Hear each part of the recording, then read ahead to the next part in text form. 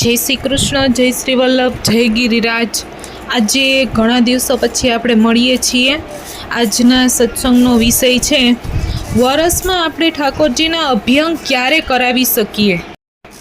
તો પેલું જન્માષ્ટમી, બીજું રાધાષ્ટમી, 3 વામન દ્વાદશી, 4 આસો સુદ એકમ, 5 દશેરા, 6 શરદ, 7 રૂપ ચતુર્દશી, 8 દિવાળી, 9 ભાઈબીજ, 10 પ્રબોધિની એકાદશી, 11 ગુસાઈજી ઉત્સવ, 12 મકર સંક્રાંતિનો આગલો દિવસ જ્યારે ભોગી મનાય ત્યારે, 13 વસંત પંચમી, 14 હોળી દંડો, 15 શ્રીનાથજીનો પાટોત્સવ, 16 હોળી, 17 ડોલ, 18 દ્વિતીયા પાઠ, 19 સંવત્સર, 20 રામનવમી, 21 મહાપ્રભુજીનો ઉત્સવ, 22 અક્ષય તૃતીયા, 23 નૃષિ ચૌદસ, 24 રથયાત્રા, 25 પ્રથમ હિંડોરો, 26 ઠકરાણી ત્રીજ, 27 રાખી પૂનમ।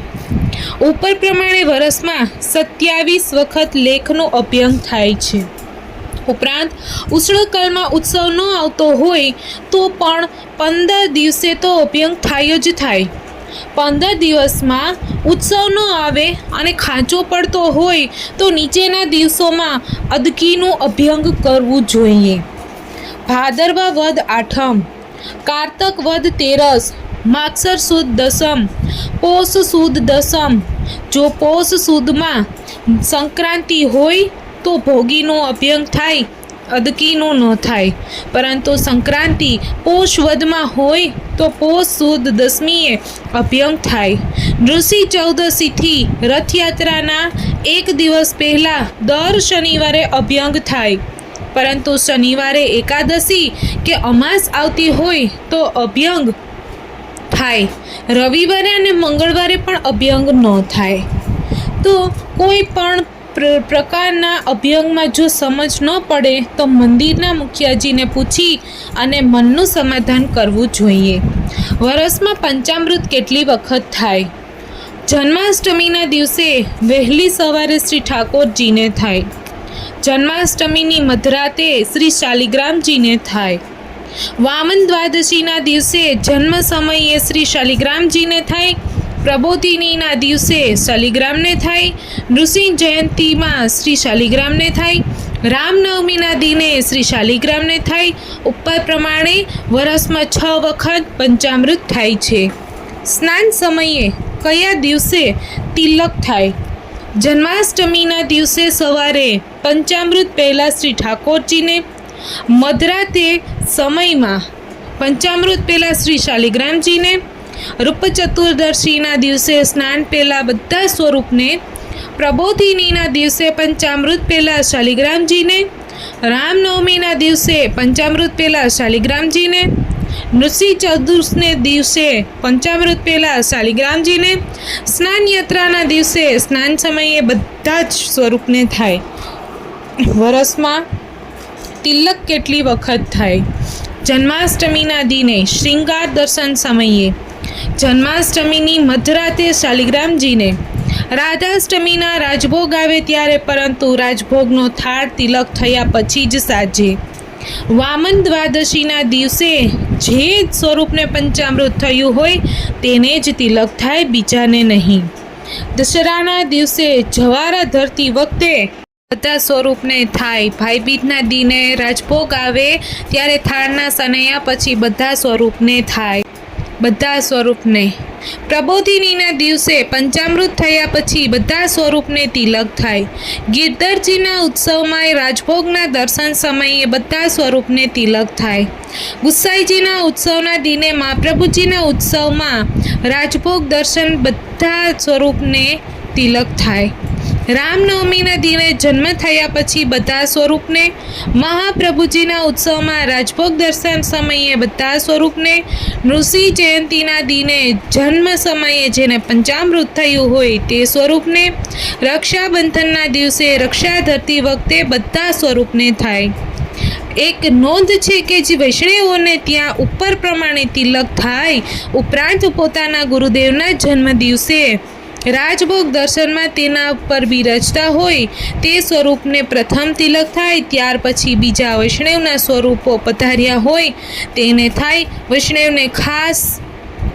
વૈષ્ણવને તથા ખાસ કરીને પંચામૃત ન થાય. હવે પરંતુ મોટાઓ પાસેથી સાંભળેલું છે કે શ્રી શાલિગ્રામજીને પણ ન બિરાજતા હોય તો તેથી તેને ત્યાં પધાર્યા હોય તે પોતાના સેવ્ય સ્વરૂપને જ તિલક થાય. ઉપર પ્રમાણે 13 તિલક અને 14મું પોતાના ગુરુદેવના જન્મદિવસે તિલક વિધિ સંપૂર્ણ કરવી. શ્રી ઠાકોરજી પાસે ભેટ ક્યારે ધરાય? જન્માષ્ટમીના દિવસે શ્રૃંગારમાં દર્શનમાં તિલક થાય, પછી શ્રીફળ 2 તથા 1 રૂપિયો ધરાય. જન્માષ્ટમીના બીજા દિવસે પલ્લાના દર્શન સમયે પિતાંબર ધરાવી શ્રીફળ તથા 1 રૂપિયો ધરાય. રાધાષ્ટમીના દિવસે રાજભોગ દર્શનમાં તિલક થયા પછી શ્રીફળ 2 અને 2 રૂપિયા સિંહાસન ઉપર ધરાય. દિવાળીના દિવસે હટડીના સમયે રૂપિયા 2 ભેટમાં તબકડીમાં ધરાવાય. પવિત્ર એકાદશીના દિને પવિત્રા ધરાવી પલંગડી આગળ સિંહાસન આગળ જમીન ઉપર શ્રીફળ 1 તથા રૂપિયો 1 ધરાવાય. શ્રાવણ સુદ પવિત્રા બારસના દિવસે પલંગડી આગળ આ રીતે વર્ષમાં 6 વખત ભેટ ધરવામાં આવે છે. ઠાકોરજીને કમલપત્ર ક્યારે થાય?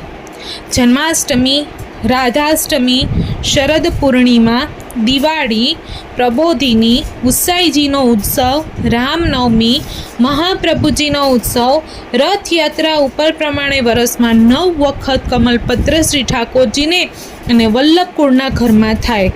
વૈષ્ણવોનો અધિકાર નથી. શ્રી ઠાકોરજીને ચૂનના દીવડા આરતી ક્યારે થાય?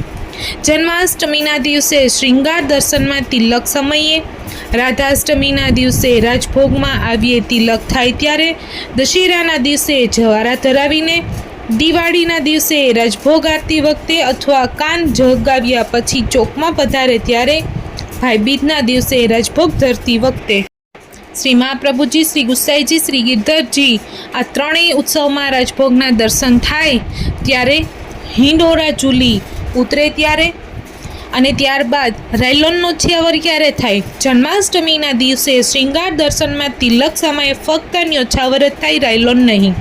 જન્માષ્ટમીના બીજા દિવસે પલ્લામાં રાયલોન ન્યોછાવર બંને થાય. રાધાષ્ટમીના દિવસે રાજભોગ દર્શનમાં રાયલોન ન્યોછાવર બંને થાય. દશેરાના દિને જવારા ધરતી વખતે ફક્ત ન્યોછાવર થાય, રાયલોન નહીં.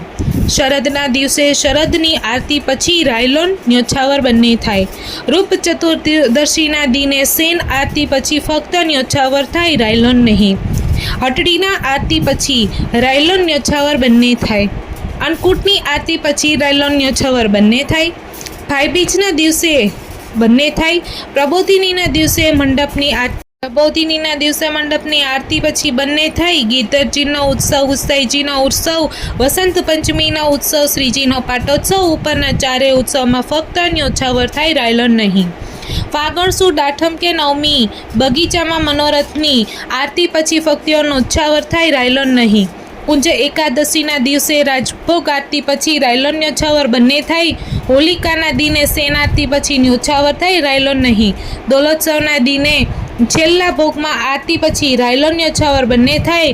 દ્વિતીય પાઠના દિને તેમજ સંવત્સરના દિને ફક્ત ન્યોછાવર થાય. રામનવમીના દિને આરતી પછી બંને થાય. મહાપ્રભુજીના ઉત્સવ દિને રાજભોગ આરતી પછી ન્યોછાવર થાય, રાયલોન નહીં. રથયાત્રા તથા કસુંબા છઠના ઉત્સવમાં રાયલોન ન્યોછાવર બંને થાય. ઠકરાણી ત્રીજના દિવસે ફક્ત ન્યોછાવર થાય, રાયલોન નહીં. રાખી પૂનમ તથા હિંડોરા વિજયના દિને વિજયની આરતીમાં બંને થાય. આજનો સત્સંગ પૂરો થાય છે. આવતીકાલે ફરી મળીશું. જય Shri Krishna. Like, share, subscribe. જય ગીતા.